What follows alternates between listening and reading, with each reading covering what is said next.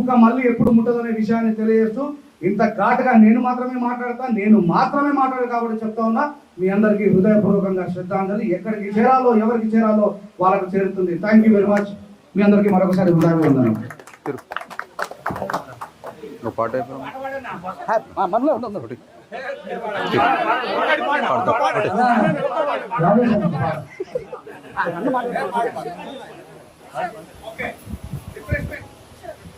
దయచేసి మన కళాకారులు తప్పు కళాకారులు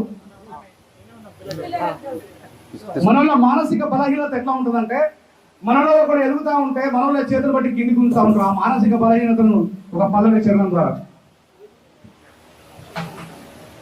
మనసా ఏమున్నది మనలో ఎదుగుతుంటేనే మాట్లాడతారు. ఇందాక మా సురేంద్ర అన్నారు కదా, ఈ ఇల్లు కట్టించిన నోటీసులు ఆ ఇల్లుకి ఎందుకు కట్టలేదు? అందరు సమానంగానే ఉండాలి కదా. మనసా నిన్ను నిప్పుతా